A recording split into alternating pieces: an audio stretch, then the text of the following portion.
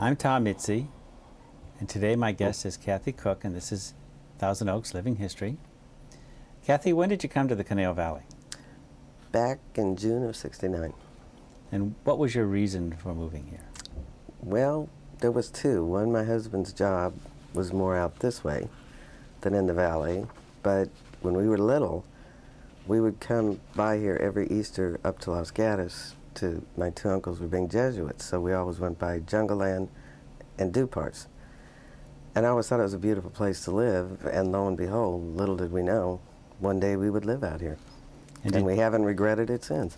And did you visit Jungle Land as a child? Every time, oh yes, give me the elephants. Oh yes. Were they your favorite? Yes, I love the elephants. Any other animals that did? No, the elephants I love. I have a whole big collection of the herd elephant. Yeah, I love them.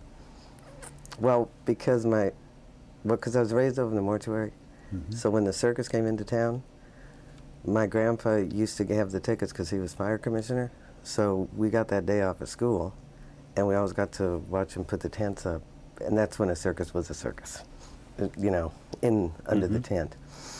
So, yeah. Oh, that must have been exciting. It was. Then we got to go that night to opening night, and it was cool. Did you ever want to run away with the circus? I thought it would be fun, but I don't think my parents would have thought it. Well, I don't know. There was 5 of us. Maybe they wouldn't have missed me. But no, I just think it's fun. And you also stopped at Dupar's? That was the only place to ever let us stop to eat or whatever. Yes, we stopped at Dupar's. That's why when they took that down, that was sad. I mean, to us that have been out here for so long, that was a sad day. It really was. How else has Thousand Oaks changed since your early days here? In my opinion, other than, okay, we all know it's gotten larger, people aren't as friendly as they were way back then. I mean, we used to just have fun. We used to have block parties. The, what is it over there on the Historical Society place? The Stagecoach Inn. Right. Every year they used to have, you know, picnics and things, and then they did, you know, like 5 years and 10 years, and everybody had a good time, you know. It was fun.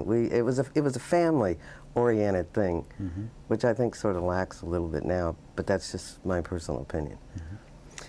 How has Thousand Oaks remained the same? How has it remained the same since we moved here? Or has it? I don't think it has. I think you've lost your small town to everybody with their own little agendas. That's just my opinion. You know, it's sometimes not a whole heck of a lot of fun, but you make the most of it. But I wouldn't move out of here because I think it's a beautiful area, and it always has been. If you were to describe Thousand Oaks to someone who's never been here, what would you tell them? Oh, the mountains that you can see. I mean, the fresh air is clear versus when we used to live in the valley. I mean, really, it's beautiful. But I think about the times when Kenny used to take the 2 older kids to learn how to drive. Well, that's North Ranch now. I mean, where does anyone take their kids to learn how to drive? So there was just so much, you know, things have changed. Now you just go around and look at all the different houses and, you know, things. It's changed, but it's still really nice. What's been your most memorable experience living in Thousand Oaks? Probably when I was volunteering, which I end up doing all the time, and there was no boulevard stop sign at Gainsborough where Glenwood School is. And everyone goes, well, you just can't get it done. Excuse me? Well, then I called Roy Myers. He swore there was a sign there. There had to have been because the school had been there. And he came out and met me there. There was no sign, you know, to say school crossing because the school was down the street. That was the first time I had the nerve to call the city. To, you know, because you think city, okay, you don't really have a lot to do with them. And I guess that's what got me started thinking, there's nobody to be afraid of. And they probably now wish I had never done that, but you know, now they don't scare me. If you had the power to do so, what would you change about Thousand Oaks? If I had the power, and this is probably going to sound stupid, I just would really like to have a lot of people have old-fashioned picnics and get along. Just have a good time, you know, a family. It's like when we grew up, every Sunday after Mass, Dad took us to breakfast, Mom had a picnic packed, and we all went to the park. When is the last time, you know, when do you see that anymore, unless somebody's celebrating somebody's birthday? It's not family, you know? Mm-hmm. I mean, like how we were raised. So I think that would be so neat if the family connected together again. Hmm. Is there one person or one group that you think has had the biggest impact on Thousand Oaks? Well, actually, I found volunteering in the background, Mm-hmm. you know, not for glory or anything like that, but, you know, the volunteers do a heck of a lot. And, okay, so yes, I have, but a lot of them should really be commended, because it takes those people to make things, you know, either A, to make somebody really look good, or B, to get something done. And it's really neat in the schools when you can see it in the kid's eye if something gets accomplished or your, you know, fundraiser went well or something like that. Mm-hmm. So I think volunteers are really a necessity and are really good people. There are a lot of them here. Yeah. I think there's more here than I have ever, even when we lived in the valley. People just didn't do things like that. Mm-hmm. I guess I got a little spunky in the Irish in me, you know. I thought it's not so bad. Mm-hmm. So when you have time, I think people, well, I always like to do something for someone else, thinking that someday I hope they do it for me. Mm-hmm. But, you know, I could live in La La Land, I don't know. I always go, what goes around comes around, Mm-hmm. and I hope it's nice.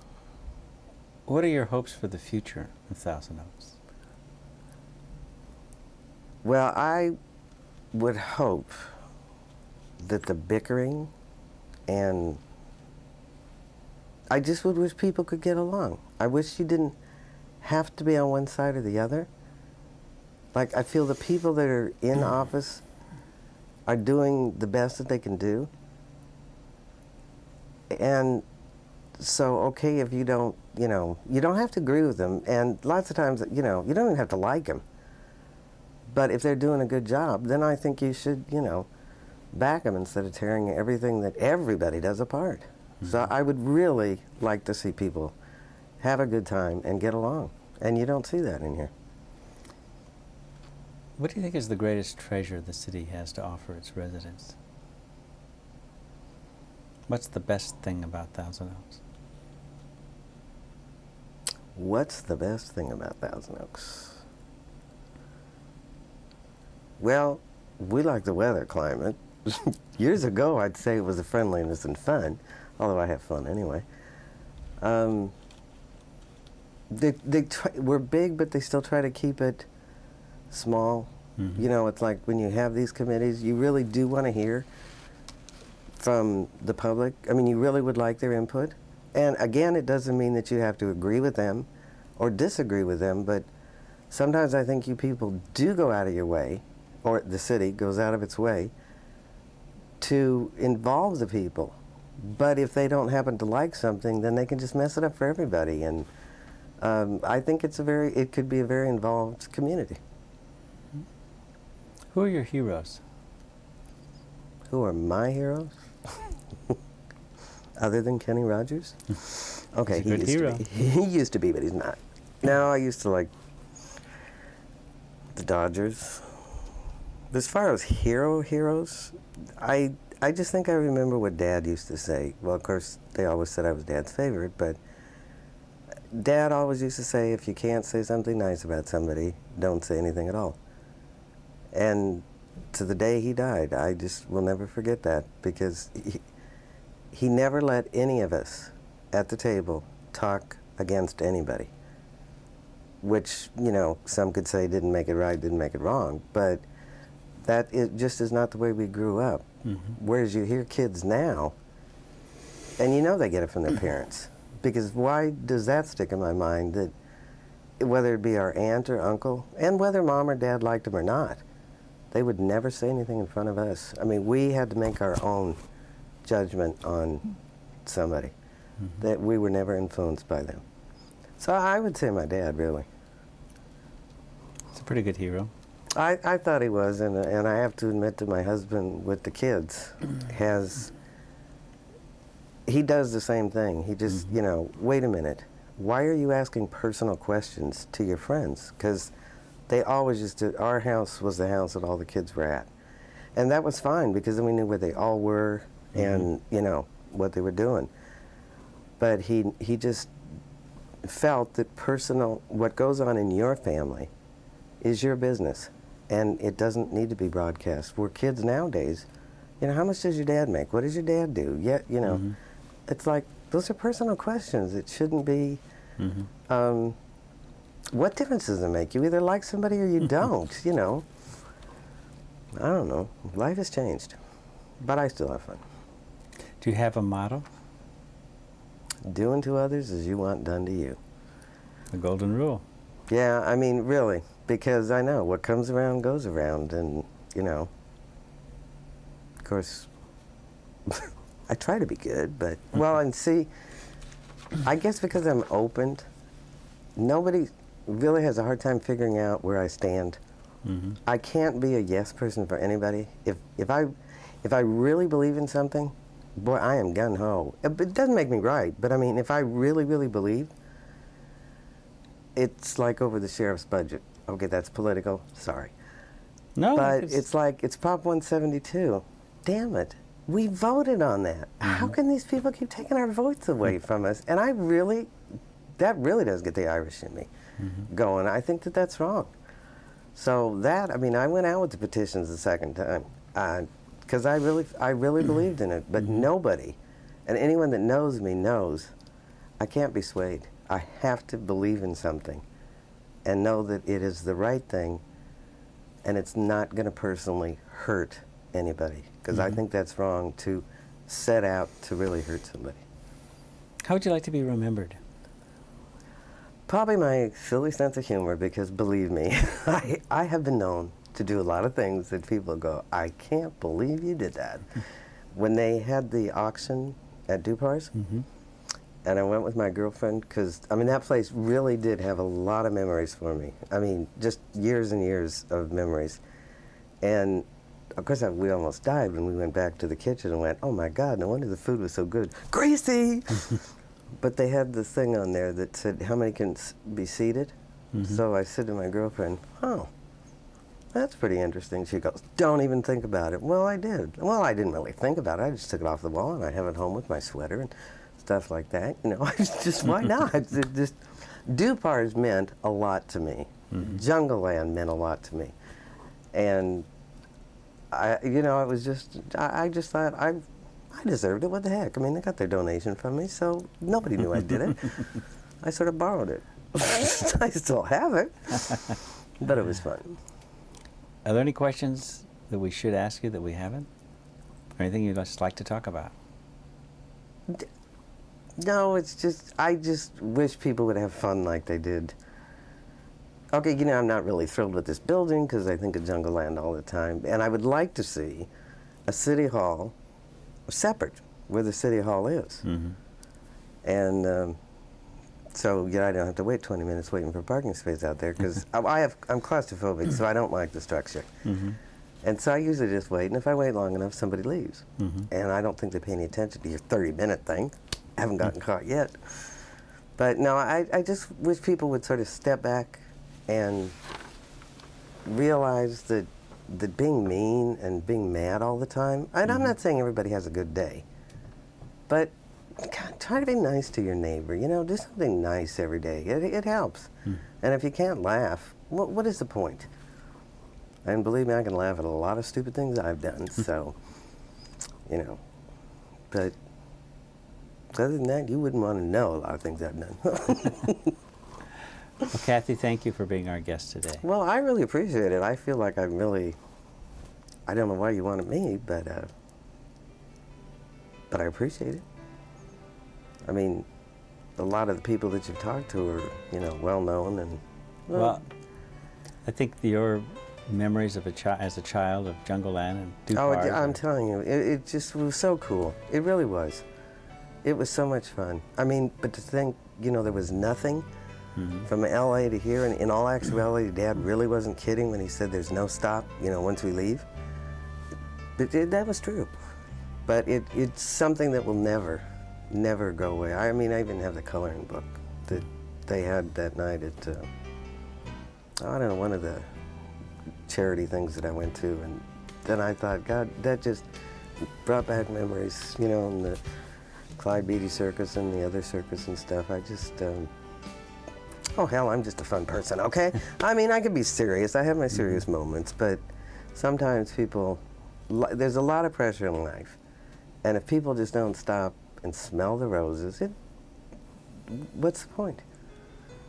So I just think everybody should help when they can, volunteer when they can, and if you get a thank you, that's fine. And if you don't get a thank you, just know that you did something good. So, because there's this little lady at the grocery store. She is so happy to see me because she's little, and she can't reach the top shelf. And she goes, she started to call me nice lady all the time, so I told her what my name was. So she'd asked this one lady to help her, and the woman said, I don't have time. I felt so bad. I mean, someday we're all going to need help. And so she said, you're tall, I hate to bother you, but could you reach? Oh, I said, I'd be more than happy to, you know. She waits for me every week, but she's so cute. She goes through her coupons to see if I need some of what she has. And even if I don't, I know there's something she's not going to be able to use, and I go, oh yeah, you know, that's great, thank you. She just goes, there's so few nice people here. And that always makes me feel good. It's just that little thank you. And sometimes I think that's all a lot of people are looking for. Instead of being mean or bitching or complaining, they should say thank you. Sounds like a good philosophy to me. Well, that's maybe the way, because I was brought up that way. I think families should start being families again, you know, and teach their kids, okay, so I threatened to put this one kid in the freezer while I was shopping. Told the mother, you know, please, shut that kid up. But they have to learn responsibilities. They have to, we did it with our kids. And I know when the grandkids come over, if it's, well, Grandma Cathy and Poppy, can I do this? And the answer is no. You know what? It's not a debate. But when they do it with their parents, it's a debate. So something has gone wrong somewhere, you know. So I don't know. I just wish that everybody would remember the good times. It's when the place over there that we were talking about that had the party, and why don't I want to remember the name of it? Stagecoach Inn? Yeah. There was a lot of good parties over there, and that's an interesting place. How many people do you ask if they've ever been there? And they say, well, no. They're missing a lot. You know, I mean, I know there's a lot of changes, but there are a few things. And Loopy's Restaurant. They just don't happen to serve daiquiris, but that's okay. They have beer. So, anyway, and to me it's fun working on committees, and it doesn't mean you have to get along, and you can disagree with people, but that's how you know, you work things out. And that's what you do with your kids, so I don't know, I think it's fun, but I have fun. I mean, it's just, you gotta have fun you know, and then the other people do. Because I do some dumb things to have fun. Well, but anyway, I appreciate you asking me, you know, today. I just don't feel I have a whole lot to give. No, you were great. I appreciate it very much. No problem.